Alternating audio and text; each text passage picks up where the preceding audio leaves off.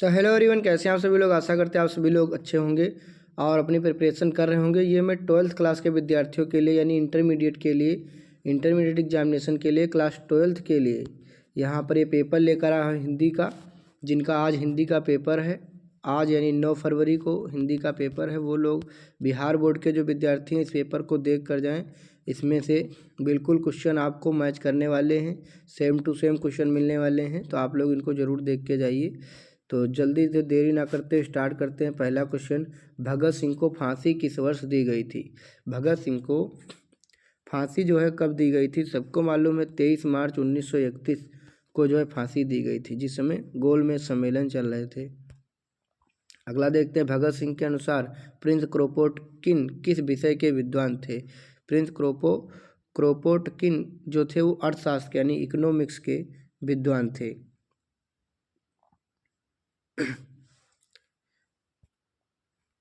भगत सिंह का मानना था कि भारतीय समाज और राष्ट्र को एक मजबूत और स्वतंत्र राष्ट्र बनाने के लिए इस पे जोर दिया जाए। अगला देखते हैं, निम्नलिखित में से किसे कालिदास अवार्ड से सम्मानित किया गया। वीडियो पसंद आ रही है इसको लाइक जरूर कर दीजिएगा। जगदीश चंद्र माथुर जी को कालिदास अवार्ड से सम्मानित किया गया। ओ सदा नीरा शीर्षक निबंध किस पुस्तक से उद्गृत है। ओ सदा नीरा जो है पुस्तक किस विषय से वो है संबंधित है, तो बोलते क्षण से, बिल्कुल करेक्ट आंसर है, बोलते क्षण से लिया गया है।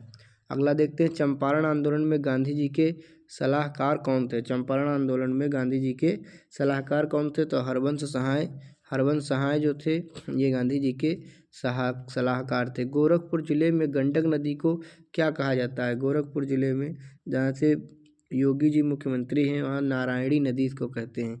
गंडक नदी को नारायणी नदी कहते हैं। 1962 ईस्वी में मोहन राकेश किस पत्र के संपादक रहे, तो ये रहे सारिका पत्र के संपादक रहे 1962 में। वार्षिक शीर्षक रचना के लेखक का नाम क्या है। वार्षिक शीर्षक कह लीजिए वारिस शीर्षक रचना के लेखक का नाम क्या है, तो ये है भैया मोहन राकेश करेक्ट आंसर है। सिपाही की माँ शीर्षक एकांकी में कुंती कौन है, तो बिस्नी की पड़ोसन है, बिस्नी की या विष्णी की पड़ोसन है। प्रगीत और समाज शीर्षक पाठ हिंदी साहित्य की कौन सी विधा है। ये कौन सी विधा है, तो ये है निबंध विधा, ये निबंध विधा है। अगला देखते हैं, स्वर वर्णों की संख्या कितनी है। स्वर कितने होते हैं, वेरी सिंपल क्वेश्चन है। स्वर वर्णों की संख्या कितनी है, तो इसमें होगी 11। स्वर कितने होते हैं, 11 स्वर कितने होते हैं, 11 स्वर होते हैं। अगला देखते हैं, अगला क्वेश्चन, अघोष वर्ण कौन कौन से हैं। अघोष वर्ण कौन कौन से हैं, इसमें अघोष वर्ण कौन सा है।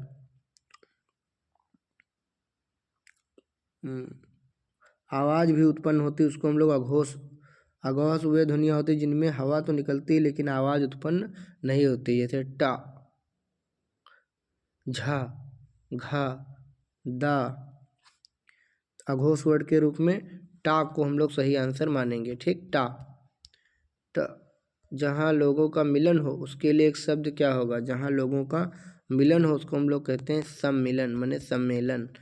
पाकेट मार शब्द कौन सा समास है। पाकेट मार शब्द में कौन सा समास है भैया। पाकेट मार शब्द तत्पुरुष समास का उदाहरण है। किसका है ये, तत्पुरुष समास का उदाहरण है। पाकेट और मार मिलकर पाकेट मार बनते हैं, जिसका अर्थ होता है व्यक्ति जो पर्स या पॉकेट से चीज़ें चुराता है। ठीक, पाकेट धन मार। साधुओं की संगत से बुद्धि सुधरती है, किस कारक का उदाहरण है। कर्ता ने कर्म को करण से, यानी करण कारक है क्योंकि से आया है ना यहाँ पे। अगला देखते हैं, घर बसाना मुहावरे का अर्थ क्या होता है। घर बसाना मुहावरे का अर्थ होता है विवाह करना। घर बसाना यानी विवाह करना। कृपा शब्द का विशेषण क्या है। कृपा शब्द का विशेषण क्या है। कृपा शब्द का विशेषण है कृपालु। क्या होगा, कृपालु। रामधारी सिंह दिनकर की पहली पुस्तक प्रणभंग जब प्रकाशित हुई तब वे कितने वर्ष के थे। तब वे 21 वर्ष के थे। रामधारी सिंह दिनकर की कविता पुस्तक प्रणभंग जब प्रकाशित हुई तब वे कितने वर्ष के थे? मात्र 21, 21 वर्ष के थे। रोज शीर्षक पाठ में पलंग के नीचे कौन गिर पड़ा? पलंग के नीचे कौन गिर पड़ा? तो टीटी गिर पड़ी, टीटी गिर पड़ी। विपत्तियां जब व्यक्ति को पूर्ण बनाने वाली होती हैं, यह कथन किसका है? यह कथन है भगत सिंह का। विपत्तियां व्यक्ति को पूर्ण बनाने वाली होती हैं, करतार सिंह सराभा का है। किसका है? करतार सिंह सराभा का है।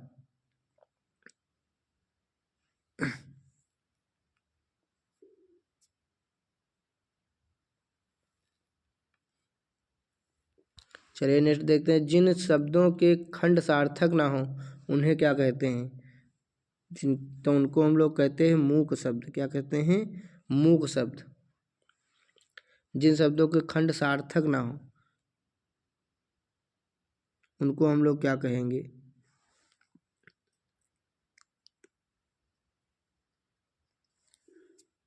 सार्थक ना हो इनको हम लोग क्या कहेंगे? यौगिक शब्द कहेंगे कि रूढ़ शब्द कहेंगे कि योग रूढ़ कहेंगे? 1 मिनट। 21 का सबसे लास्ट में देखेंगे। ठीक, इसके बाद में देखते हैं आम्र शब्द क्या है। क्वेश्चन नंबर 22, आम्र शब्द क्या है?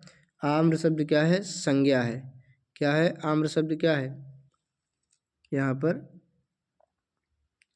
संज्ञा है, लेकिन इसमें आपसे पूछा गया है कि ये तत्सम है कि तत्सम है, तो आम्र है तत्सम शब्द। क्या है? तत्सम शब्द है। और आम होता है तद्भव, आम होता है तद्भव शब्द। देखते हैं अगला क्वेश्चन। ध्वनियों के मेल से बने सार्थक वर्ण समुदाय को क्या कहते हैं? तो इसको कहते हैं शब्द। क्या कहते हैं? शब्द कहते हैं। निम्नलिखित में से किसका रूपांतर नहीं होता है? निम्नलिखित में से किसका रूपांतर नहीं होता है? मतलब किसको चेंज नहीं कह सकता? तो अव्यय को चेंज नहीं कह सकता। नेक्स्ट है, काल के कितने भेद होते हैं? काल के कितने भेद होते हैं? तो 3 होते हैं, वर्तमान काल, भूतकाल और भविष्यकाल। अगला देखते हैं, उसने राघव को मारा था किस काल का उदाहरण है? उसने राघव को मारा था आ गया ना, पास्ट मतलब अरे देखो भविष्य, भूतकाल का है। किसका है? भूतकाल का। पास्ट माने जो बीत गया। अगला देखते हैं, मोहन मुझसे किताब लिखवाता है। लिखवाता है, चलवाता है, तो इसमें क्या है? यह किस क्रिया का उदाहरण है? इसमें यह पूछा है, तो मुझसे लिखवा रहा है, प्रेरणार्थक क्रिया है इसमें, प्रेरणा। मैं किस सर्वनाम का उदाहरण है? मैं किस सर्वनाम का उदाहरण है? तो मैं हो जाएगा पुरुषवाचक, पुरुषवाचक हो जाएगा। अगला देखते हैं, मैं आप ही चला जाऊंगा किस सर्वनाम का उदाहरण है? तो इसमें बिल्कुल सही लगाया है, निजवाचक है। मैं खुद ही मतलब खुद आप ही, ये हे भगवान मेरी रक्षा कीजिए किस कारक का उदाहरण है? हे भगवान मेरी रक्षा कीजिए ये संबोधन कारक का उदाहरण है, क्योंकि इसमें संबोधन चिन्ह आ गया। का वर्ग का उच्चारण स्थान क्या है? का खा गा घा जब बोलते हो तो कंठ से आवाज़ निकलती है, ये हो गया। हिंदी में अनुनासिक वर्णों की संख्या कितनी है? हिंदी में अनुनासिक वर्णों की संख्या 5 होती है। अनुनासिक वर्णों की कुल संख्या कितनी है? तो भैया ये होती 5। ठीक, 5 होती है। अनुस्वार। नेक्स्ट देखते हैं, संधि के कितने भेद हैं? संधि के कितने भेद हैं? तो 3 भेद हैं, स्वर संधि, व्यंजन संधि और विसर्ग संधि। स्वर संधि, व्यंजन संधि, विसर्ग संधि। निष्फल का सही विच्छेद क्या होगा? निधन फल, निधन फल इसका राइट आंसर होगा। निम्नलिखित में शुद्ध शब्द कौन सा है? शुद्ध शब्द कौन सा है? नूपुर, नूपुर सही शब्द है। सोमवार किस संज्ञा का शब्द है? सोमवार किस संज्ञा का उदाहरण है? सोमवार है व्यक्तिवाचक संज्ञा। अगला देखते हैं, शब्द की जाति को क्या कहते हैं? शब्द की जाति को कहते हैं लिंग। शब्द की जाति को लिंग कहते हैं। सूर्य का पर्यायवाची शब्द क्या है? सूर्य का पर्यायवाची इसमें से क्या होगा? मरीचि। क्या होगा? मरीचि। देखो रेगिस्तान में मरीचिका सुनते हो आप लोग। कवि शब्द का स्त्रीलिंग शब्द क्या होगा? कवि शब्द का स्त्रीलिंग शब्द होगा कवियत्री, कवियत्री। ठीक, कवित्री होगा, कवित्री होगा सी विकल्प। वाक्य से अलग हो रहने वाले शब्दों को क्या कहते हैं? वाक्य से अलग रहने वाले शब्दों को क्या कहते हैं?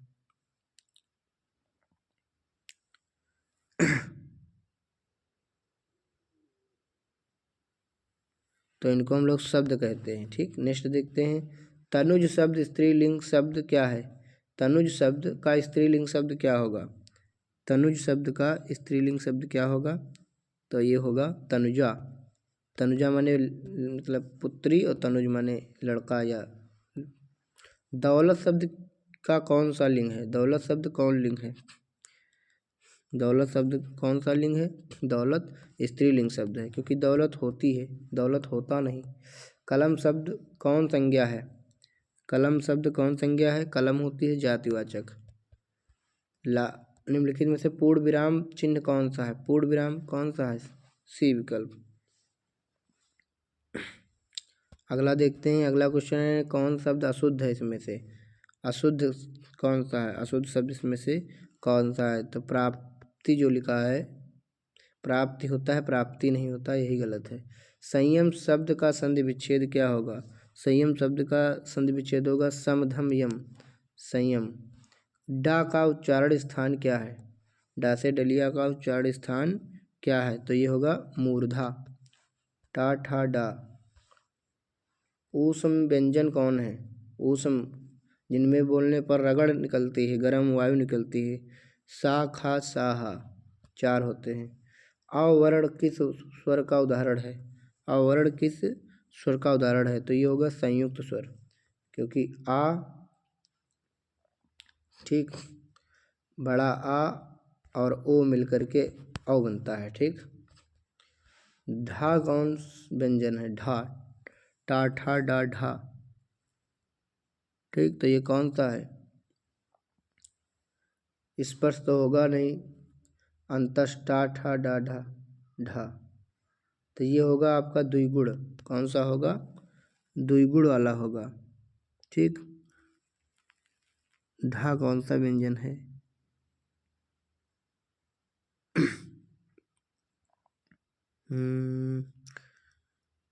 स्पर्श वाला तो गलत हो जाएगा, जैसे कि ता तंथस्थ गलत, उभय गलत, ध्वन दा व्यंजन ध्वन व्यंजन है, तो द्विगुण होगा। ठीक भैया, आप देखते हैं आगे। बालकृष्ण भट्ट किस युग के प्रमुख साहित्यकार हैं। बालकृष्ण भट्ट किस युग के प्रमुख साहित्यकार हैं। बालकृष्ण भट्ट, प्रताप नारायण मिश्र, राधाचंद्र गोस्वामी, ये सभी भारतीय युग के हैं। उसने कहा था कहानी में पोल्हू राम कौन था। पोल्हू राम इसमें कौन था, तो डाक बाबू था पोल्हू राम। लोकनायक के रूप में कौन प्रसिद्ध हुआ, जयप्रकाश नारायण। लोकनायक किसको कहा जाता है, जयप्रकाश नारायण को। जयप्रकाश नारायण के अनुसार सदानंद जी किस प्रेस के मालिक थे। सदानंद जी किस प्रेस के मालिक थे, तो ये थे फ्री प्रेस के मालिक थे। ब्रेन ऑफ बॉम्बे किसे कहा गया है। संपूर्ण क्रांति शीर्षक पाठ के आधार पर उत्तर दें, तो यहाँ पर कौन थे, उमाशंकर दीक्षित जी को कहा गया है प्रेस ऑफ बॉम्बे। रामधारी सिंह दिनकर का जन्म किस वर्ष हुआ था। जन्म मृत्यु से संबंधित सवाल आ गया, 1908। रामधारी सिंह दिनकर की पहली कविता कब प्रकाशित हुई, जब वो 21 वर्ष के थे, तब उसी में देखो अभी जन्म कब हुआ था, 1908, और इसमें 21 जोड़ दोगे तो 1900 कितना हो जाएगा, यहाँ पर 1925, वही 21/8, ठीक, 25 मतलब 21 वर्ष के थे तब पहली कविता उनकी प्रकाशित हुई थी सन 1925 में। अपने जीवन के अंतिम दिनों में किसने नारित्व की भी साधना की थी। किसने नारित्व की भी साधना की थी, तो ये थे महात्मा गांधी। महात्मा गांधी। अंग्रेज जी ने नियमित लेखन कब शुरू किया। अंग्रेज जी ने नियमित लेखक कब शुरू किया,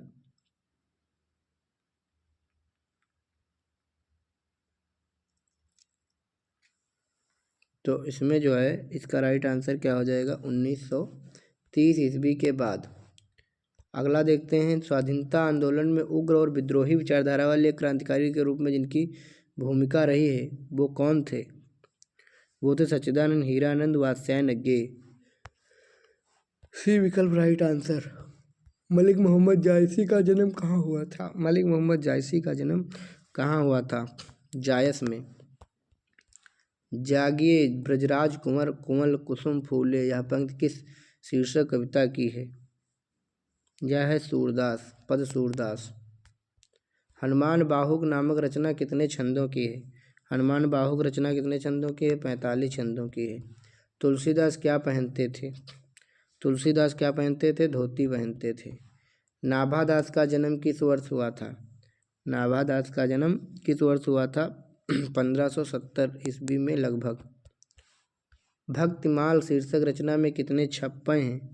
कितने छप्पे हैं? 316 छप्पे हैं। कविभूषण के पिता का नाम क्या था? कविभूषण के पिता का नाम था रत्नाकर त्रिपाठी। रत्नाकर त्रिपाठी। अगला देखते हैं। शिवा बावनी शीर्षक रचना के कितने मुक्तकों में शिवाजी की वीरता का जो है बखान किया गया है? तो ये 52 मुक्तकों में बखान किया गया है। बारिबाह शब्द का क्या अर्थ है? बारिबाह शब्द का अर्थ है बादल। प्रेम पथिक शीर्षक रचना के रचनाकार कौन है? प्रेम पथिक के रचनाकार हैं जयशंकर प्रसाद। रस्सी का टुकड़ा शीर्षक कहानी में मलांदे क्या काम करता था? मलांदे घोड़ों की काठी बनाने का काम करता था। पेशगी शीर्षक कहानी में कारमेन को काम के कितने फ्रैंक मिलते थे? ये मिलते थे 5000 प्रतिमाह। दमित्रिच चेरेव्कोव क्या देख रहा था? क्लर्क की मौत शीर्षक पाठ के आधार पर उत्तर दीजिए। तो ये हो जाएगा, क्या कर रहा था वो? खेल का दृश्य दिखा रहा था। खेल इसका राइट आंसर हो जाएगा। ओम प्रकाश वाल्मीकि को परिवेश सम्मान किस वर्ष प्राप्त हुआ? ओम प्रकाश वाल्मीकि को परिवेश सम्मान किस वर्ष प्राप्त हुआ? ये था सन 1995, 1995 की बात है। अब और नहीं कविता संकलन किसके द्वारा रचित है? अब और नहीं ओम प्रकाश वाल्मीकि। जूठन शीर्षक पाठ में एक पशु की खाल कितने रुपए में बिकती थी? 3 रुपये में बिकती थी। 3 रुपये में। 3 रुपये तो इसमें दिया भी नहीं है। 1 मिनट।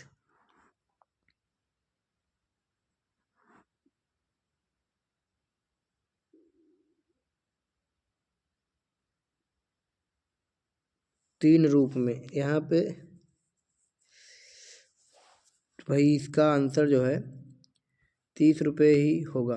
ठीक, फिलहाल इसको मैं बाद में बताऊंगा। 76 नंबर और 76 नंबर और शायद 21 नंबर। ठीक, ये मैं लास्ट में बताऊंगा। तिरिछ शीर्षक पाठ में बैंक के नेपाली चौकीदार का नाम क्या था? तो ये इसका था थापा। नेक्स्ट देखते हैं, सूरदास किस भाषा के महान कवि हैं? सूरदास हैं ब्रज भाषा के महान कवि। अगला देखते हैं, तुलसीदास जी की माता का क्या नाम था? हुलसी। तुलसीदास की माता का क्या नाम था? हुलसी था। अच्छा, ये क्वेश्चन छूट गया। कन्या का अर्थ क्या होता है? कन्या का अर्थ होता है वधू। कन्या का अर्थ होता है वधू। कामायनी शीर्षक महाकाव्य का प्रकाशन वर्ष कब था? कब कामायनी का प्रकाशन वर्ष हुआ था? तो यह था 1936। अगले ही साल 1937 में इनकी डेथ हो गई थी, जयशंकर प्रसाद जी की। किस युग के कवि थे? तो जयशंकर प्रसाद किस युग के कवि थे? छायावादी युग के कवि थे। तुम खाओ यह किस वाक्य का उदाहरण है? तुम खाओ यह किस वाक्य का उदाहरण है? यह है आपका आज्ञावाचक, तुम खाओ। शुद्ध वाक्य कौन है? शुद्ध वाक्य कौन है इसमें से? किसी आदमी को भेज दो, ये शुद्ध वाक्य है। अग्नि शब्द का विलोम क्या होगा? अग्नि शब्द का विलोम क्या होगा? अग्नि का विलोम होगा जल। आग लगाओगे तो जल से बुझाओगे। घोड़े बेचकर सोना मुहावरे का अर्थ क्या होगा? बेफिक्र होना। वाक्य के उस भाग को जिसमें एक से अधिक परस्पर संबंध होकर अर्थ तो देते हैं लेकिन पूरा अर्थ नहीं देते हैं, क्या कहलाते हैं? उनको हम लोग क्या कहेंगे? पदबंध। पदबंध कहेंगे। धार्मिक शब्द में प्रत्यय क्या है? धर्म धन इक, धार्मिक होगा। अगला देखते हैं, रंग शब्द का विशेषण क्या होगा? हाँ, रंग का होगा रंगीला। रंग का क्या होगा? रंगीला हो जाएगा। अब देखते हैं, दुराचार शब्द में उपसर्ग इसमें देखेंगे तो ये होगा दुर। दुर्धनाचार, दुराचार। 12वें रामायण शीर्षक कहानी की रचना किसकी है? 12वें किसकी है? तुलसीदास जी की है। कवि नाभादास का स्थायी निवास कहाँ था? कवि नाभादास का स्थायी निवास था मथुरा। अगला देखते हैं, विशाख शीर्षक नाटक रचित है। ये जयशंकर प्रसाद द्वारा रचित है। सभा का खेल शीर्षक रचना किसकी है? सभा का खेल ये सुभद्रा कुमारी चौहान जी की है। अगला देखते हैं, कवियों के कवि किसे कहा गया है? कवियों के कवि किसे कहा गया है? शमशेर बहादुर सिंह को कहा गया है। गजानन माधव मुक्तिबोध का जन्म किस वर्ष हुआ था? गजानन माधव मुक्तिबोध का जन्म हुआ था 1917 में। वे और नहीं होंगे जो मारे जाएंगे शीर्षक निबंध किसकी रचना है? शीर्षक निबंध है रघुवीर सहाय की, रघुवीर सहाय जी की है। अधिनायक, अधिनायक शीर्षक कविता में हरचरना कौन है? हरचरना कौन है? हरचरना है गरीब लड़का। अगला देखते हैं, निम्नलिखित में कौन कवि इंदिरा गांधी कृषि विश्वविद्यालय में एसोसिएट प्रोफेसर रहे हैं? तो ये थे विनोद कुमार शुक्ल। और लास्ट देखते हैं, कवि भूषण को भूषण की उपाधि किस राजा के द्वारा दी गई थी? किस राजा ने इनको भूषण की उपाधि दी थी? राजा रुद्र शाह के द्वारा दी गई थी। 100 क्वेश्चन हो गए। अब ये यहाँ पे आपको निबंध लिखना है, इनमें से किसी एक पे 8 नंबर आपको मिलेंगे। बेटी बचाओ बेटी पढ़ाओ, स्वतंत्रता दिवस, जिस पे आपको लिखना हो। प्रसंग व्याख्या करना है, इन चारों में से किन्हीं दो को करना है। अपने प्रधानाचार्य को एक आवेदन लिखना है। ये वाला या तो फिर करो 10-10 नंबर के हैं, इसमें से किसी 5 के उत्तर देने हैं आपको, 2-2 नंबर मिलेंगे। 3 के उत्तर देने हैं, ये जो नीचे क्वेश्चन दिए गए हैं ढेर सारे। 1 का संक्षेप में संक्षेपण करना है दोनों में से। और यहीं पर ये समाप्त हो गया है। आप सभी लोग वीडियो को लाइक ज़रूर करिएगा। धन्यवाद। जो क्वेश्चन रह गए हैं वो आप लोग 2 क्वेश्चन देख लेना, ठीक, स्क्रीनशॉट लेकर के। चलिए मिलते हैं नेक्स्ट वीडियो में। Thank you so much. और आपका पेपर जैसे ही हो जाए वैसे ही आप हमको वो वाला पेपर इस नंबर पे व्हाट्सएप कर देना। Thank you. अगला पेपर कब होगा वो 20 पे बताना। धन्यवाद।